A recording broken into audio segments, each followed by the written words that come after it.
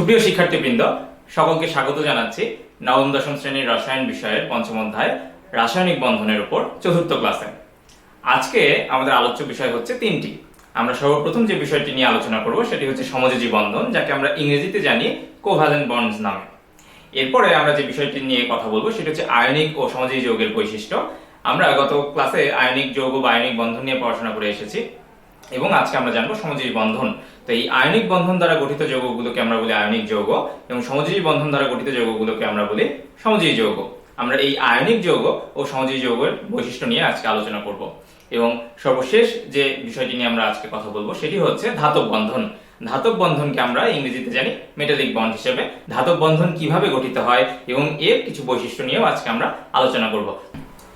তো চলো আমরা শুরু করি সমযোজী বন্ধন নিয়ে আলোচনা। আমরা গত ক্লাসে জেনে এসেছি ক্যাটায়ন ও অ্যানায়ন তারা পরস্পরের কাছাকাছি এসে স্থির বৈদ্যুতিক আকর্ষণ বল দ্বারা আবদ্ধ থাকে এবং এই বন্ধনকেই আমরা বলি আয়নিক বন্ধন। এখন প্রশ্ন হচ্ছে, বলতো যখন দুটি অধাতব পরমাণু পরস্পরের কাছাকাছি আসবে তখন কি ঘটবে? যখন দুটি অধাতব পরমাণু পরস্পরের কাছাকাছি আসবে তখন কিন্তু কোনো দাতা পরমাণু নাই। আয়নিক বন্ধনের বেলায় কি হচ্ছে, আমার একটি ধাতব পরমাণু থাকছে এবং একটি অধাতব পরমাণু থাকছে। ধাতব পরমাণু ইলেকট্রন দান করছে, অধাতব পরমাণু ওই ইলেকট্রন গ্রহণ করছে এবং তারা পরস্পর স্থির বৈদ্যুতিক আকর্ষণ বল দ্বারা আবদ্ধ হচ্ছে। কিন্তু সমযোজী বন্ধনের বেলায় আমরা কি বলছি? আমরা দুটি অধাতব পরমাণুর কথা বলছি। তাহলে যখন আমরা দেখব যে দুটি অধাতব পরমাণু পরস্পরের কাছাকাছি আসছে তখন তারা নিজেদের মধ্যে ইলেকট্রন শেয়ারের মাধ্যমে বন্ধন গঠন করে। তাহলে আমরা কি জানলাম? আমরা জানলাম আয়নিক বন্ধনে ইলেকট্রন আদান প্রদানের মাধ্যমে বন্ধন গঠন হয় এবং সমযোজী বন্ধনে কি হয়? সমযোজী বন্ধনে ইলেকট্রন শেয়ার হয়। আমরা কিন্তু প্রথম ক্লাসে জেনে এসেছি যে অণু গঠন কালে মৌলসমূহের পরমাণু দুইভাবে আচরণ করে, হয় তারা ইলেকট্রন গ্রহণ করবে বা বর্জন করবে, অথবা তারা পরস্পরের মধ্যে ইলেকট্রন শেয়ার করবে। সমযোজী বন্ধন হচ্ছে সেই বন্ধন যাদেরকে আমরা বলছি তারা পরস্পরের মধ্যে ইলেকট্রন শেয়ার করবে। কারা? অধাতব পরমাণু। আমার দুটো অধাতব পরমাণু যখন পরস্পরের কাছাকাছি আসবে তখন তারা ইলেকট্রন শেয়ারের মাধ্যমে বন্ধন গঠন করবে এবং এই রেখাগুলোকে আমরা বলি বন্ধন। এবং এই যে বন্ধন, এই ধরনের বন্ধন আমরা যেখানেই দেখব আমরা বলে দিতে পারি যে ওই যৌগে সমযোজী বন্ধন উপস্থিত এবং সমযোজী বন্ধন দ্বারা গঠিত যৌগগুলোকেই আমরা বলছি সমযোজী যৌগ। তো আমরা যদি একটি উদাহরণ দেখি, আমরা দেখছি হাইড্রোজেন পরমাণুর বাইরে শক্তি স্তরে একটি ইলেকট্রন আছে। আমি যদি আরেকটি হাইড্রোজেন পরমাণু আনি তাহলে দেখব তারও বাইরের শক্তি স্তরে একটি ইলেকট্রন আছে। এই যে দুটি অধাতব পরমাণু যখন পরস্পরের কাছাকাছি আসে, আমরা কিন্তু জানি পর্যায় সারণীতে হাইড্রোজেন পরমাণুর কাছাকাছি কোন নিষ্ক্রিয় গ্যাসটি আছে বলতো? হিলিয়াম। তাহলে হিলিয়ামের বাইরের শক্তি স্তরে ইলেকট্রন আছে দুইটি এবং হাইড্রোজেনের বাইরের শক্তি স্তরে ইলেকট্রন আছে একটি। তাহলে আমরা খুব সহজেই অনুমান করতে পারছি যে হাইড্রোজেন পরমাণু তার নিকটস্থ নিষ্ক্রিয় গ্যাস হিলিয়ামের ইলেকট্রন বিন্যাস অর্জন করতে চাইবে, মানে দীপ্ত অবস্থা পেতে চাইবে, অর্থাৎ তার বাইরের শক্তি স্তরে সে দুটি ইলেকট্রন চাইবে নিষ্ক্রিয় গ্যাস হিলিয়ামের ইলেকট্রন বিন্যাস অর্জনের জন্য। তাহলে হাইড্রোজেন পরমাণু আমরা জানি হাইড্রোজেন একটি অধাতু। আমার কাছে এখানে দুটি হাইড্রোজেন পরমাণু বা দুটি অধাতব পরমাণু আছে যারা কিন্তু দাতা পরমাণু না, যারা ইলেকট্রন দান করে না। সুতরাং এই হাইড্রোজেন পরমাণু দুটো তাদের নিজেদের মধ্যে ইলেকট্রন শেয়ার করবে এবং শেয়ার করার পরে আমরা দেখব উভয় পরমাণুর বাইরের শক্তি স্তরে দুইটি ইলেকট্রন আছে। এর মানে উভয় হাইড্রোজেন পরমাণুর বাইরের শক্তি স্তরে যখন দুটি করে ইলেকট্রন থাকবে তখন কিন্তু আমরা বলতে পারবো যে সেই দুইটি হাইড্রোজেন পরমাণু তাদের নিকটস্থ নিষ্ক্রিয় গ্যাস হিলিয়ামের ইলেকট্রন বিন্যাস অর্জন করেছে। এবং এভাবেই আমরা দেখতে পাবো যে হাইড্রোজেন এর মধ্যে যে বন্ধনটা গঠন হয়েছে ওই বন্ধনে দুইটি ইলেকট্রন আছে এবং এইভাবে গঠিত বন্ধনকে আমরা বলছি সমযোজী বন্ধন এবং এই জন্যই হাইড্রোজেনকে আমরা বলছি সমযোজী যৌগ। তাহলে আমরা কি পেলাম? সমযোজী বন্ধন দ্বারা গঠিত যৌগগুলোকে আমরা বলছি সমযোজী যৌগ। আমরা এই সমযোজী যৌগে যে ইলেকট্রনের শেয়ার হয়, এই বাইরের শক্তি স্তরের ইলেকট্রনগুলোকে আমরা সাধারণত ডট বা ক্রস দিয়েও প্রকাশ করে থাকি। এবার যদি আমরা আরেকটি উদাহরণ দেখি, আমরা জানি পানির অণুতে একটি অক্সিজেন পরমাণু দুটি হাইড্রোজেন পরমাণুর সাথে যুক্ত হয়। তাহলে আমরা দেখব অক্সিজেনের বাইরের শক্তি স্তরে ইলেকট্রন আছে 6টি এবং হাইড্রোজেন পরমাণুর প্রত্যেকের বাইরের শক্তি স্তরে ইলেকট্রন আছে একটি করে। দুটি হাইড্রোজেন পরমাণু যখন একটি অক্সিজেন পরমাণুর কাছাকাছি আসে তখন অক্সিজেন পরমাণুর বাইরের শক্তি স্তরের ইলেকট্রন একটি করে হাইড্রোজেনের ইলেকট্রন শেয়ার করে সমযোজী বন্ধন গঠন করে।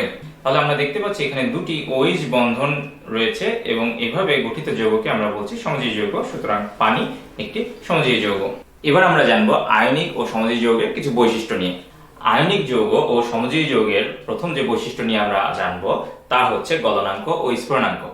তো আমরা শুরুতে একটু জেনে রাখবো যে যে সকল যৌগে আয়নিক বন্ধন আছে তাদেরকেই আমরা বলছি আয়নিক যৌগ, এবং যে সকল যৌগে সমযোজী বন্ধন আছে তাদেরকে আমরা বলছি সমযোজী যৌগ। তো আমরা আরেকটা বিষয় এখানে মনে রাখবো যে সমযোজী যৌগের তুলনায় আয়নিক যৌগের গলনাঙ্ক ও স্ফুরণাঙ্ক বেশি হয়। কেন? আমরা জানি আয়নিক যৌগগুলোতে ধনাত্মক আয়ন বা ক্যাটায়ন এবং ঋণাত্মক আয়ন বা অ্যানায়ন পরস্পরের সাথে স্থির বৈদ্যুতিক আকর্ষণ বল দ্বারা দৃঢ়ভাবে আবদ্ধ থাকে।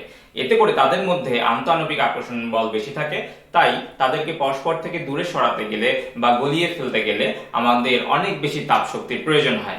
এজন্যই আমরা দেখি যে আয়নিক যৌগগুলোর গলনাঙ্ক বা স্ফুরণাঙ্ক অনেক বেশি হয়। আমরা যদি একটি উদাহরণ দেখতে চাই, আমরা যদি একটি আয়নিক যৌগ নিই সোডিয়াম ক্লোরাইড, এই সোডিয়াম ক্লোরাইডের স্ফটিকটা কিভাবে গঠিত হয় সেটা আমরা একটু দেখার চেষ্টা করি। আমরা এখানে দেখতে পাচ্ছি অসংখ্য সোডিয়াম আয়ন এবং অসংখ্য ক্লোরাইড আয়ন তারা পরস্পরের কাছাকাছি থেকে ত্রিমাত্রিকভাবে বিন্যস্ত হয়ে এই স্ফটিক কাঠামোটি গঠন করছে। এতে করে যেটা হয় যে এদেরকে পরস্পর থেকে অনেক দূরে সরাতে গেলে বা গলিয়ে ফেলতে চাইলে অনেক বেশি তাপ শক্তির প্রয়োজন হয়। এজন্যই আমরা বলি যে আয়নিক যৌগের গলনাঙ্ক বা স্ফুরণাঙ্ক বেশি হয়। অপরদিকে সমযোজী অণুসমূহের মধ্যে আন্তঃআণবিক আকর্ষণ বল বলতে কাজ করে আসলে দুর্বল ভ্যান ডার ওয়ালস বল, যার ফলে সমযোজী যৌগে আন্তঃআণবিক আকর্ষণ বল অনেক কম হয় এবং এদেরকে খুব সামান্য তাপেই পরস্পর থেকে দূরে সরিয়ে ফেলা যায় বা তারা গলতে শুরু করে, যার জন্য আমরা বলি যে সমযোজী যৌগের গলনাঙ্ক বা স্ফুরণাঙ্ক কম হয়, যার ফলে আমরা বলতে পারি সমযোজী যৌগের গলনাঙ্ক কম, একইভাবে সমযোজী যৌগের স্ফুরণাঙ্ক অনেক কম হয়। আমরা যদি সোডিয়াম ক্লোরাইডের জায়গায় যদি অন্য কোনো আয়নিক যৌগ ব্যবহার করি, যেমন ক্যালসিয়াম ক্লোরাইড কিংবা কপার সালফেট ইত্যাদি, প্রত্যেকটি ক্ষেত্রেই আমরা খেয়াল করব যে তাদের গলনাঙ্ক বা স্ফুরণাঙ্কের পরিমাণ অন্য যে কোনো সমযোজী যৌগের তুলনায় বেশি। আমরা সোডিয়াম ক্লোরাইডের পরিবর্তে যদি অন্য যে কোনো আয়নিক যৌগ নিয়ে কাজ করি, যেমন পটাশিয়াম ক্লোরাইড কিংবা কপার সালফেট, সোডিয়াম নাইট্রেট, আমরা দেখব যে প্রত্যেকটি আয়নিক যৌগই উচ্চ গলনাঙ্ক ও উচ্চ স্ফুরণাঙ্ক বিশিষ্ট হয়ে থাকে। পক্ষান্তরে আমরা সমযোজী যৌগের বেলায় দেখব যেমন পানি, চিনি, এগুলোর গলনাঙ্ক বা স্ফুরণাঙ্ক অনেক কম হয়। এবার আমরা জানবো আয়নিক যৌগ ও সমযোজী যৌগের আরেকটি বৈশিষ্ট্য নিয়ে, সেটি হচ্ছে দ্রাব্যতা বা দ্রবণীয়তা, যাকে আমরা ইংরেজিতে সলিবিলিটি নামে চিনি। আচ্ছা, একটু চিন্তা করো তো, আমাদের বাসায় কিছু নিত্য ব্যবহার্য সামগ্রী আছে, যেমন খাবার লবণ, যেটাকে আমরা বলি সোডিয়াম ক্লোরাইড। তোমরা কি কখনো দেখেছো যে গ্লাসের পানিতে আমরা যখন খাবার লবণ মিশাই তখন সেই খাবার লবণ বা সোডিয়াম ক্লোরাইড পানিতে দ্রবীভূত হয়ে যায়? আবার পানিতে যদি কখনো সরিষার তেল বা কেরোসিন পড়ে, তাহলে আমরা দেখব পানিতে কিন্তু সরিষার তেল বা কেরোসিন দ্রবীভূত হয়ে যাচ্ছে না। এতে করে আমরা কি বলতে পারি, সোডিয়াম ক্লোরাইড যে কিনা একটি আয়নিক যৌগ, সে পানিতে দ্রবীভূত হয়ে যায়, এবং কেরোসিন বা সরিষার তেল যারা কিনা সমযোজী যৌগ, তারা পানিতে দ্রবীভূত হয় না। কিন্তু ব্যতিক্রম তো সবকিছুতেই থাকে, তাই না? তাহলে একটু চিন্তা করো তো, সিলভার ক্লোরাইড সেও কিন্তু একটি আয়নিক যৌগ, কিন্তু মনে রাখবে সিলভার ক্লোরাইড আয়নিক যৌগ হওয়া সত্ত্বেও সে কিন্তু পানিতে দ্রবীভূত হয় না। আবার আমরা যদি চিন্তা করি চিনির পানি বা চিনির শরবত আমরা সবাই খেয়েছি। আমরা যদি কোনো বিকারে বা গ্লাসে পানির মধ্যে চিনি নিয়ে সেটা নাড়তে থাকি, তাহলে দেখব চিনি কিন্তু পানিতে দ্রবীভূত হয়ে গেছে। তো চিনি একটি সমযোজী যৌগ, তারপরও সেটি পানিতে দ্রবীভূত হচ্ছে। সুতরাং আমরা কি বলতে পারি যে কিছু ব্যতিক্রম ছাড়া আয়নিক যৌগ পানিতে দ্রবীভূত হবে এবং কিছু ব্যতিক্রম ছাড়া সমযোজী যৌগ পানিতে সাধারণত দ্রবীভূত হয় না। তো এই যে আমরা বললাম যে কিছু ব্যতিক্রম ছাড়া সমযোজী যৌগ পানিতে দ্রবীভূত হয়, তো আমরা একটি ব্যতিক্রম এরকম উদাহরণ দেখার চেষ্টা করব। আমরা যদি পানির অণুর কথা চিন্তা করি, আমরা সবাই কিন্তু জানি যে একটি অক্সিজেন পরমাণু দুটি হাইড্রোজেন পরমাণুর সাথে যুক্ত হয়ে পানির একটি অণু গঠন করে। আমরা জানি সমযোজী বন্ধনে কি হয়, আমরা জানি সমযোজী বন্ধনের বেলায় অক্সিজেনের একটি ইলেকট্রন হাইড্রোজেনের একটি করে ইলেকট্রনের সাথে শেয়ার করে একটি বন্ধন গঠন করে। এই যে আমরা যে রেখাটি দেখতে পাচ্ছি, এটাকে কিন্তু আমরা জেনে আসছি যে এটাকে আমরা বলি বন্ধন। তো এখানে আমরা কি জানলাম যে অক্সিজেনের একটি ইলেকট্রন হাইড্রোজেনের একটি ইলেকট্রনকে শেয়ার করে তার একটি বন্ধন গঠন করলো, এবং এই বন্ধনে আমরা দেখতে পাচ্ছি দুটি ইলেকট্রন আছে, এবং এইভাবে যে বন্ধনগুলো গঠন হয়, মানে ইলেকট্রন শেয়ারের মাধ্যমে যে বন্ধনগুলো গঠন হয়, তাদেরকে আমরা কি বলি? তাদেরকে কিন্তু আমরা বলি সমযোজী বন্ধন। একইভাবে অক্সিজেনের আরেকটি ইলেকট্রন হাইড্রোজেনের আরেকটি ইলেকট্রনের সাথে শেয়ারের মাধ্যমে আরেকটি সমযোজী বন্ধন গঠন করে, এবং ওই বন্ধনেও কিন্তু দুটি ইলেকট্রন আছে। তাহলে কি আমরা দেখতে পাচ্ছি যে একটি সমযোজী বন্ধনে দুটো করে ইলেকট্রন থাকে, এবং এই দুটো ইলেকট্রন কাদের মধ্যে শেয়ার হয়েছে? একটি অক্সিজেন পরমাণু এবং হাইড্রোজেন পরমাণুর মধ্যে এই ইলেকট্রনগুলো শেয়ার হয়েছে। কিন্তু আমরা এখানে একটি বিষয় খেয়াল রাখবো যে তড়িৎ ঋণাত্মকতা। তড়িৎ ঋণাত্মকতা হচ্ছে সমযোজী বন্ধনে যে দুইটি ইলেকট্রন থাকে সেই দুইটি ইলেকট্রন যাদের মধ্যে শেয়ার হয় কোন একটি পরমাণু দ্বারা নিজের দিকে আকৃষ্ট করার ক্ষমতা। এখানে আমরা দেখতে পাচ্ছি যে একটি অক্সিজেন পরমাণু এবং একটি হাইড্রোজেন পরমাণুর মধ্যে যে সমযোজী বন্ধন গঠন হয়েছে, যেখানে আমরা দেখতে পাচ্ছি দুটি ইলেকট্রন শেয়ার হয়েছে। এই দুটি ইলেকট্রনকে অক্সিজেন ও হাইড্রোজেন পরমাণুর মধ্যে কোন একটি নির্দিষ্ট পরমাণু নিজের দিকে টেনে নেওয়ার যে ক্ষমতা, তাকেই আমরা বলি তড়িৎ ঋণাত্মকতা। হাইড্রোজেনের চাইতে অক্সিজেনের তড়িৎ ঋণাত্মকতা বেশি হওয়ার কারণে অক্সিজেন পরমাণু এই ইলেকট্রন সমূহকে তার নিজের দিকে টেনে নিবে। তাহলে আমরা বলতে পারি যে অক্সিজেন পরমাণুর দিকে আমার ইলেকট্রনের আধিক্য বা ইলেকট্রনের ঘনত্বটা বেশি হবে, যার ফলে এই অক্সিজেন পরমাণু আংশিক ঋণাত্মক আধান এবং হাইড্রোজেন পরমাণু দুটো আংশিক ধনাত্মক আধান প্রাপ্ত হবে। অর্থাৎ পানির অণুতে একটি আংশিক ঋণাত্মক প্রান্ত এবং আংশিক ধনাত্মক প্রান্তের সৃষ্টি হবে। এভাবে যে বিপরীত আধান বিশিষ্ট যে দুটি প্রান্ত বা দুটি মেরু পাচ্ছি বা পোল পাচ্ছি, সেখান থেকেই আমরা বলি যে পানি একটি পোলার অণু। আবার পানি যেহেতু সমযোজী যৌগ, তাই আমরা পানিকে বলি পোলার সমযোজী যৌগ। এবার আমরা জানবো আয়নিক যৌগসমূহ কিভাবে পানিতে দ্রবীভূত হয়। আমরা যদি পোলার দ্রাবক পানিতে আয়নিক যৌগ যেমন সোডিয়াম ক্লোরাইড যোগ করি, তাহলে আমরা দেখব পানির অণুর যে আংশিক ঋণাত্মক প্রান্ত, তা সোডিয়াম ক্লোরাইডের স্ফটিকের যে ক্যাটায়নগুলি আছে বা ধনাত্মক আয়ন আছে, সোডিয়াম আয়নগুলিকে আকর্ষণ করবে। একইভাবে পানির অণুর যে আংশিক ধনাত্মক প্রান্ত ছিল, সেগুলি সোডিয়াম ক্লোরাইড স্ফটিকের যে ঋণাত্মক আয়ন বা অ্যানায়ন বা ক্লোরাইড আয়ন আছে, সেগুলিকে আকর্ষণ করবে। এই আকর্ষণ বলের মান সোডিয়াম ক্লোরাইড স্ফটিকের যেই ধনাত্মক আয়ন এবং ঋণাত্মক আয়নের মধ্যে যে আকর্ষণ আছে, তার থেকে বেশি হবে। ফলে সোডিয়াম আয়ন এবং ক্লোরাইড আয়ন পরস্পর থেকে বিচ্ছিন্ন হয়ে পানির অণু দিয়ে পরিবেষ্টিত হবে। এভাবেই আয়নিক যৌগ সোডিয়াম ক্লোরাইড পানিতে দ্রবীভূত হয়। তাহলে সোডিয়াম ক্লোরাইড একটি আয়নিক যৌগ যা কিনা পানিতে দ্রবীভূত হয়। তাহলে আমরা দেখলাম যে আয়নিক যৌগসমূহ পানিতে দ্রবীভূত হয়, কিন্তু সমযোজী যৌগ কি পানিতে দ্রবীভূত হয়? তোমরা নিশ্চয়ই জানো যে সমযোজী যৌগে কোনো ধনাত্মক প্রান্ত বা ঋণাত্মক প্রান্ত থাকে না। ফলে পানির অণুর যে আংশিক ধনাত্মক প্রান্ত বা আংশিক ঋণাত্মক প্রান্ত সৃষ্টি হয়, সেই আংশিক ধনাত্মক প্রান্ত বা আংশিক ঋণাত্মক প্রান্তের সাথে সমযোজী যৌগের কিন্তু কোনো আকর্ষণ বা বিকর্ষণ ঘটে না। ফলে সমযোজী যৌগসমূহ পানিতে দ্রবীভূত হয় না। কিন্তু আমি আগে যেমনটি বলেছি, ব্যতিক্রম সবকিছুতেই আছে। আমরা যদি একটি সমযোজী যৌগ দেখি, যেমন ইথানল, এটি পানিতে দ্রবীভূত হয়। এবার আমরা আলোচনা করব আয়নিক যৌগ ও সমযোজী যৌগের আরেকটি বৈশিষ্ট্য নিয়ে, এবং এই বৈশিষ্ট্য হচ্ছে বিদ্যুৎ পরিবাহিতা, বা ইংরেজিতে আমরা যাকে জানি ইলেকট্রিক্যাল কন্ডাক্টিভিটি নামে। তো বিদ্যুৎ পরিবাহিতা শব্দটি শুনলেই আমরা বুঝতে পারি যে আয়নিক যৌগ বা সমযোজী যৌগের মধ্যে কারা বিদ্যুৎ পরিবহন করে, সেটা নিয়েই আলাপ আলোচনা। তাহলে আমরা যদি আর একটু গভীরভাবে চিন্তা করি, আমরা এখানে যে উদাহরণটি দেখতে পাচ্ছি যে সোডিয়াম ক্লোরাইডের জলীয় দ্রবণে আমরা দুটো ইলেকট্রোড প্রবেশ করিয়েছি। এখন এই বিদ্যুৎ পরিবহনের শর্ত কি? এই বিদ্যুৎ পরিবহনের শর্ত হচ্ছে বিচরণক্ষম বা বিচ্ছিন্ন ধনাত্মক বা ঋণাত্মক আয়ন। এখন এই বিচ্ছিন্ন ধনাত্মক আয়ন বা ঋণাত্মক আয়ন আমরা কিভাবে পাবো? আমরা এখানে একটা জিনিস খেয়াল রাখবো, আমরা কিন্তু বলেছি যে আয়নিক যৌগের জলীয় দ্রবণ বিদ্যুৎ পরিবহন করে। কেন এই কথাটি বললাম? এর কারণ হচ্ছে আমরা বলছি যে বিচরণক্ষম বা বিচ্ছিন্ন ধনাত্মক বা ঋণাত্মক আয়ন তড়িৎ পরিবহনের জন্য বা বিদ্যুৎ পরিবহনের জন্য দায়ী। এর মানে কঠিন অবস্থায় আয়নিক যৌগসমূহ কিন্তু বিদ্যুৎ পরিবহন করে না, কারণ কঠিন অবস্থায় আয়নিক যৌগসমূহের যে ধনাত্মক আয়ন এবং ঋণাত্মক আয়ন, তারা পরস্পরের সাথে স্থির বৈদ্যুতিক আকর্ষণ বল দ্বারা দৃঢ়ভাবে যুক্ত থাকে। তাই যখন তাদেরকে তাপ দিয়ে গলানো হয় বা কোনো পোলার দ্রাবকে দ্রবীভূত করা হয়, তখন তারা ধনাত্মক আয়ন বা ঋণাত্মক আয়নে বিশ্লিষ্ট হয়। কিন্তু এই কঠিন আয়নিক যৌগকে যখন আমরা তাপ দিয়ে গলানোর চেষ্টা করি বা পোলার দ্রাবকে দ্রবীভূত করি, তখন আয়নিক যৌগের ধনাত্মক আয়ন এবং ঋণাত্মক আয়ন পরস্পর থেকে বিচ্ছিন্ন হয়ে মুক্তভাবে চলাচল করে। এই বিচ্ছিন্ন ধনাত্মক আয়ন ও ঋণাত্মক আয়নের চলাচলের কারণেই কিন্তু বিদ্যুৎ পরিবহন হয়ে থাকে। তাহলে এবার বলো তো, সমযোজী যৌগ কি বিদ্যুৎ পরিবহনে সক্ষম? সমযোজী যৌগ জলীয় দ্রবণে কোনো ধনাত্মক আয়ন বা ঋণাত্মক আয়নে বিশ্লিষ্ট হয় না, তাই সমযোজী যৌগ বিদ্যুৎ পরিবহন করতে পারে না। এবার আমরা আলোচনা করব ধাতব বন্ধন নিয়ে। এই ধাতব বন্ধনকে আমরা ইংরেজিতে বলছি মেটালিক বন্ড। আমরা জেনে আসলাম আয়নিক বন্ধনে যখন একটি ধাতু এবং একটি অধাতু পরস্পরের কাছাকাছি আসে, তখন ধাতু ইলেকট্রন ত্যাগ করে ধনাত্মক আয়নে পরিণত হয় এবং অধাতু ইলেকট্রন গ্রহণ করে ঋণাত্মক আয়নে পরিণত হচ্ছে। এবং ওই ধনাত্মক আয়ন ও ঋণাত্মক আয়ন কিন্তু পরস্পরের সাথে স্থির বৈদ্যুতিক আকর্ষণ বল দ্বারা সংযুক্ত থাকছে। এবং এভাবে গঠিত যৌগকে আমরা বলছি আয়নিক যৌগ।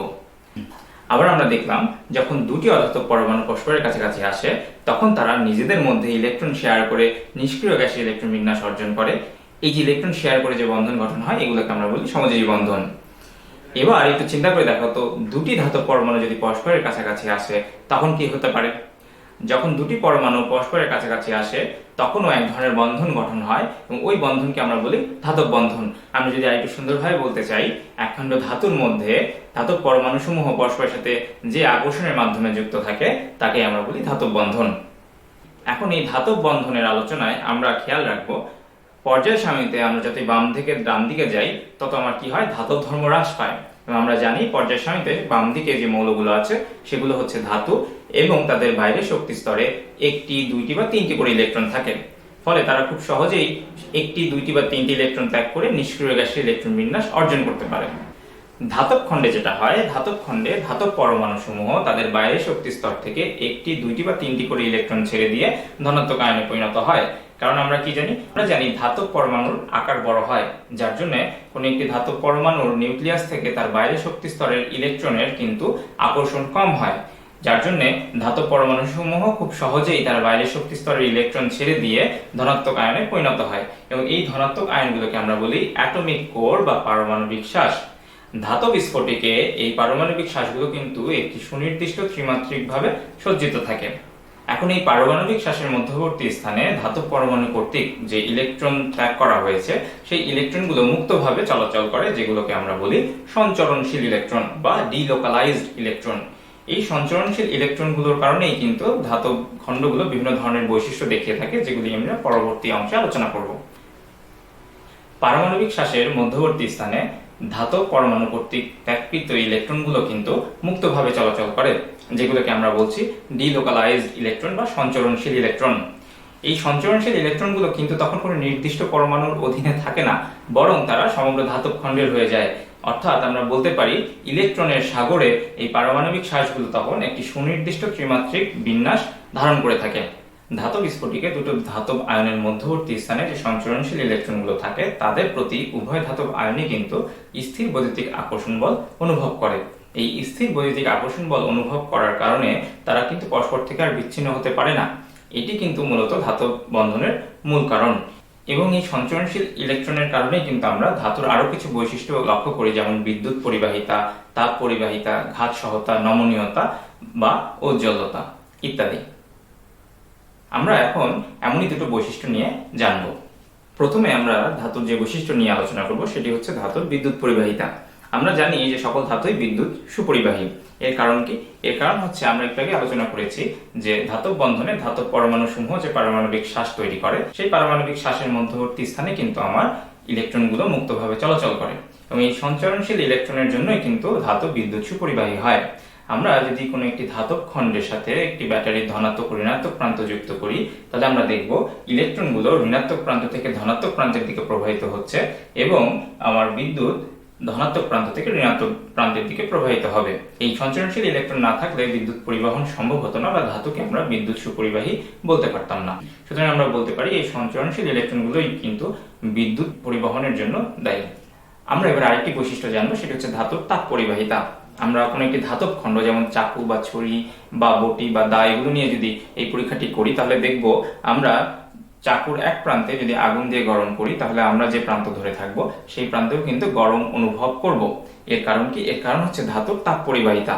এর পেছনে কে দায়ী? এর পেছনেও কিন্তু দায়ী হচ্ছে আমাদের সঞ্চরণশীল ইলেকট্রন। তা আমরা একটু আগে যে সঞ্চরণশীল ইলেকট্রনের উদাহরণ দেখেছিলাম, সেই সঞ্চরণশীল ইলেকট্রনগুলো যখন ধাতুর মধ্যে তাপ পরিবহন করা হয়, তাপ প্রদানের সাথে সাথে সঞ্চরণশীল ইলেকট্রনগুলো শক্তি গ্রহণ করে, তাদের গতিবেগ বেড়ে যায় এবং তারা এক প্রান্ত থেকে অপর প্রান্তে ছুটোছুটি করে, যার কারণে আমরা কোনো একটি ধাতব খণ্ডের এক প্রান্তে আগুন জ্বালালে অপর প্রান্তেও কিছুক্ষণের মধ্যেই কিন্তু গরম অনুভব করি।